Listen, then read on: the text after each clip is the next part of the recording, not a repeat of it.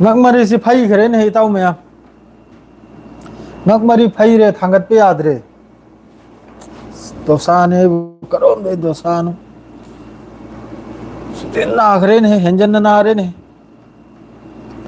leitro kanama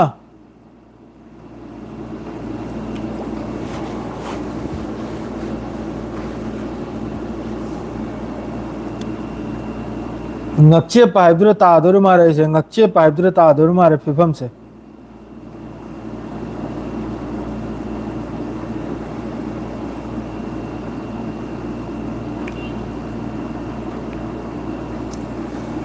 mayam punamakpu channel si yengbiriba punamakpu salam tawjare aina adu yamna sathina harauje mayam gi yam sathina thanks ni mayam na support to bibai da makta channel asibu chawkhatna baina mayam na hotna birisi whatsapp group ama group to so mayam na sandok pidna hotna birisi yamna harauje ba thamoi na pen na thanks ni mayam bu jo mayam na yengbiriba video punamaksu adum tawdna hayang phawba kainom tawni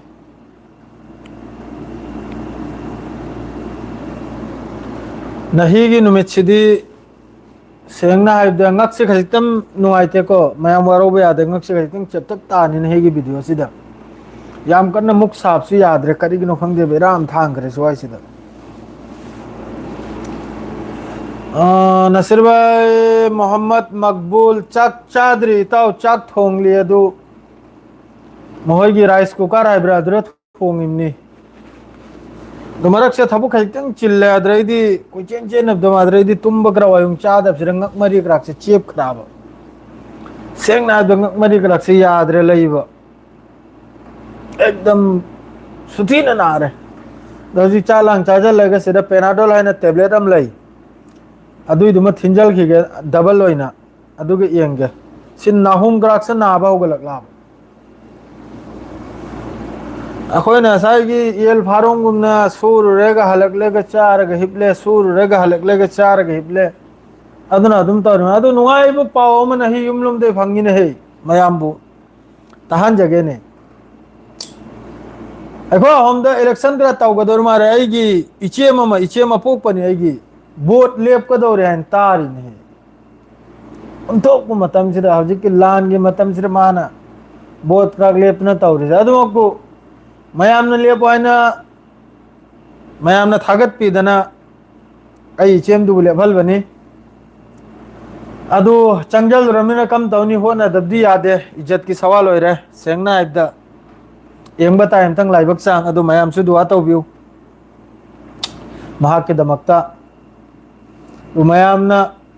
lep lo aina lep lega haji ata su candidate adum tholak lai phare mai marai bak laibak chang ing thok na ba dunia adura tare to mayam duwa taw na se adu khakta ni adu nahi gi numit sidi israel manung sida mi am tumlom ganai ba thaje deko ai hisab ta di sajan mainam ai sa thong bulai sa thong bulai sa ga alu ga thong bulai ba haun cha dorum ni adu lan gi pause talatla haira ge message ei par roi hana yorum ni nahi numit se israel gi mi makai tumba ngam loi seng na ibda tumba yasu yaroi hojuk phob da 180 surem rocket kapchal khre se 180 gi mathak te ni rocket adraidi drone na chingba yam sathe ne message se ban taw khre ge ko mayam waro bi ade non hide all message atra di berat hangna ba adu yam sathe ne nahi numit si israel gi makhoi gi qiyamat ki numit tu haib tare sengna do qiyamat te gi su hel khran mafum da makhoi gi airport lambi de hona loina block ne hojik ki wani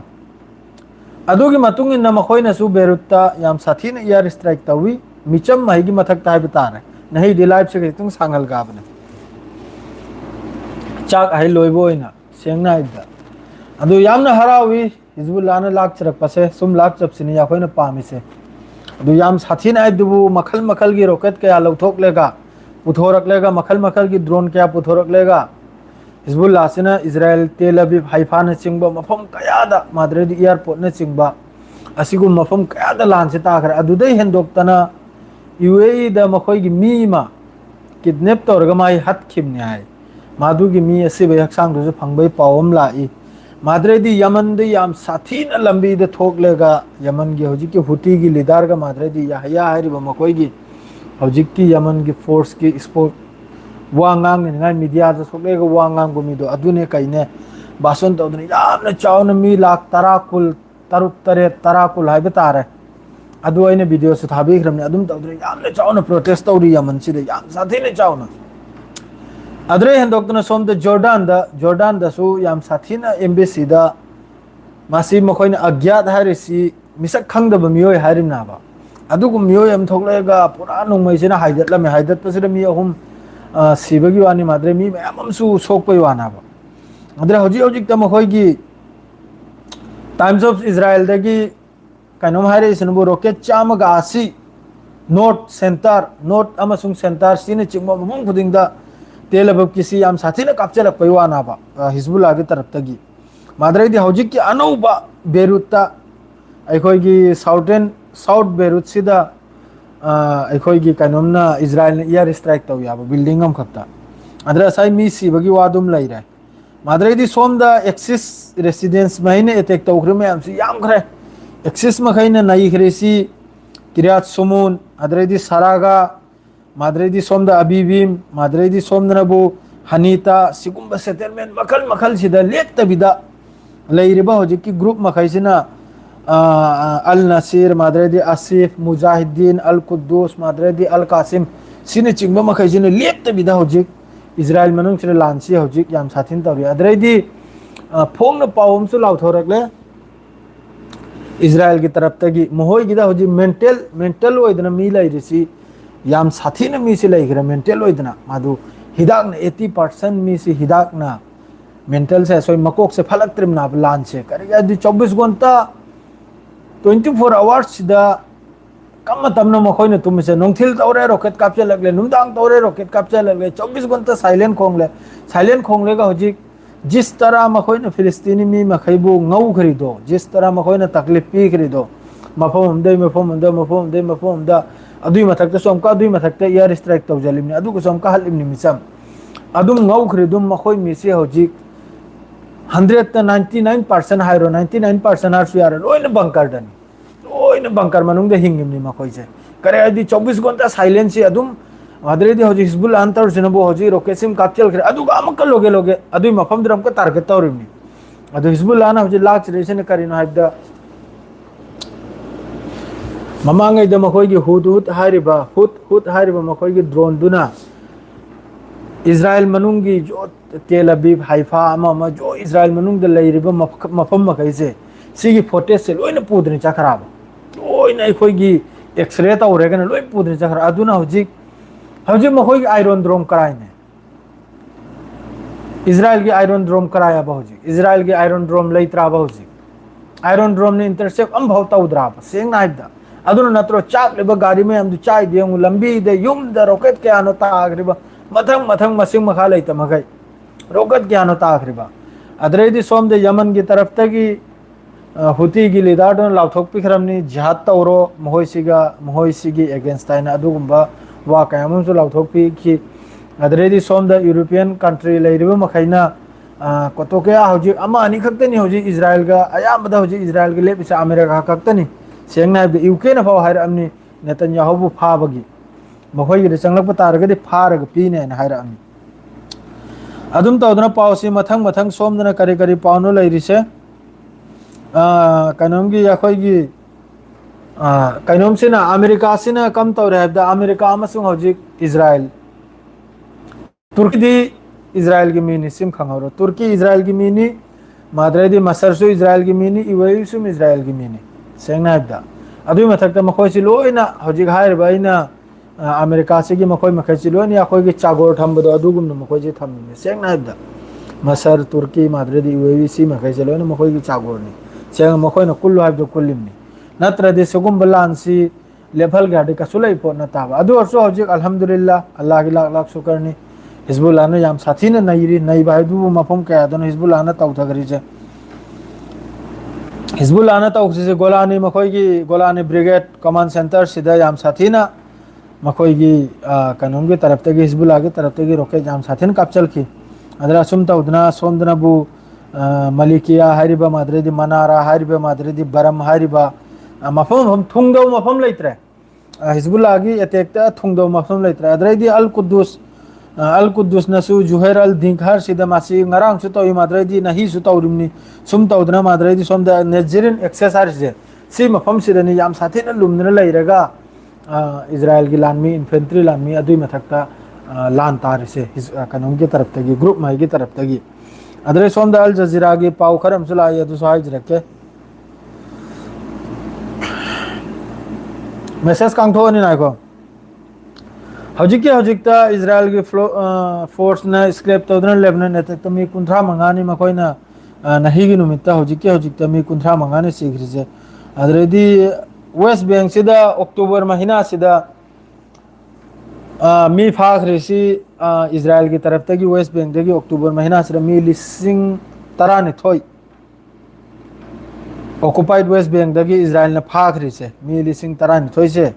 फादन पुखरे अदु करी मोंगद लेरिनो Adraee अल्लाह का माता खंगनरे अदुम तौदना हजिक Hezbollah ने कापचलैसी तेल Aviv माद्रेदी Haifa सीने चिंगबा माद्रेदी इलुसियाम हारिबा माते मफम मफम Sydney Hezbollah की तरफ तगी लेप्ते बिद लांसे हजिक से तौरिसे अद्रेदी अतई पाउसु खरम ले यूक्रेन की गा माद्रे कनुंगी गा रासिया न सुयाउन चाउना यूक्रेन की मथक्ते लांसी ताखरनी अदो अदोम दा याम चंगुदे सेंगना हाइबदा करी काने अदुम ओइदा पादो ngang लेगो ओइदा पादो पाउ ताहल लेगा अदुना आई चंगद्री इंशाल्लाह चंगनी मागेसु चंगबै मतम यौरनी मागेसु खरनी मतुंगदा अदो नेट लांगसे अमा मसे हांगदमनिना माद्रेदी भ्यू लांगसे कादमनिना ने अदो जोइना अदुम नोमगे अपुनब पाउ हैना अदुम पीजेसनि मयाम दे सेंगना हाइबदा नेट लांगदो फजना हांगलेगा सिदि मी कुंथ्रा मरमतनि येंगिसे अदो VPN सीजन रे वरमना बादु VPN सीजन अब्दु आइगे वाखलदि सीजन अब्दन फय अदुना यामना तुंगदा अदुमाइने YouTube तगरासु अदुना अकाइबा मयाम लाकपगी पाउ अदुम खर फंगया बने अखोगी अकाउंट करा हेक तौखिबे अमा मै हेक तौखिबे अदरेदी इसागे पर्सनल कनम तौखिबे अदुना VPN से सीजदनि मै फय अदु खरनु ngaijलबा अदुम कायदे नेट हांगलपु कांदा अदुम मयाम वीडियो से शेयर तौबु लाइक तौबु अदु खक्तने अदु पाउ सी मेसेज सी हांगदोगे मेसेज अमक नैनरसी अया हांगबे आदरे लागले व्हाट्सएप ता अमुक्ता हापी रहो ओके रजाउद्दीन मीनम ओके यस आई गिदिन जाय भाई करावाई गिनो तफसीर रहमान करावाई गिनो मणिपुर गिरा जिरी गिरा काय गिनो ने जारी से नते मणिपुर सी व्हाट्सएप ता हजिक हापब दे लोइन हापलागे मादु व्हाट्सएप सी दाई अखोइगा आइगा माद्रे एडमिन गा वाम तान रिमनि व्हाट्सएप सी दा खजिकतंग या खोइगे आईडी क्राक सलौरगा मी खंगनबा या खोइ मैते पांगल मैते अदुगुंबना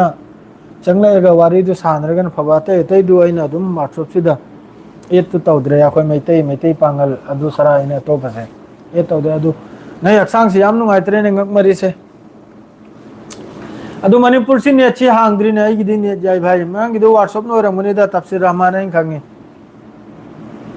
अदु नै अक्सांग से जो खर नुंगाइते ngakmari से जो खर नारे अदु नै दि लाइव सिने पाउ दोइना मयाम दा हाइदोक लमी दुनि अदु खक्तनी याद रे अक्सांग से सेंगना हाइदो मयाम वरो बे याद लुक सिदेन लुक थबे याद रे सेंगना हाइदा अदु नै गी लाइव सी सिदो हेलसी याम सांगले कान दे ने छो यम चान दमनिना अदु लोरे सी हां पाउ पी खरमनि मकोक ते यंबिरो